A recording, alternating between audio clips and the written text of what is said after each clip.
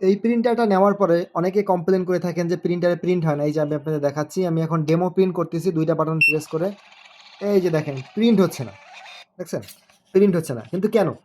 এর পিছনে মূল যে কারণটা সেটা হলো আপনারা যখন পেপারটা লাগান তখন এটা উল্টাভাবে লাগান। এই যে দেখেন উল্টাভাবে লাগানো হয়েছে পেপারটা, দেখছেন? এভাবে লাগানো ছিল।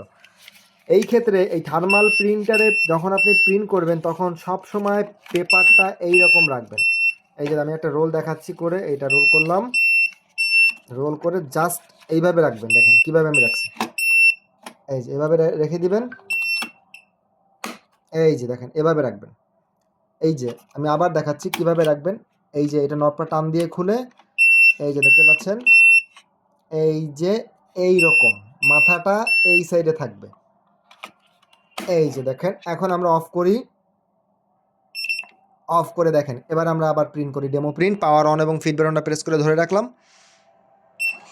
এই যে দেখেন প্রিন্ট হচ্ছে।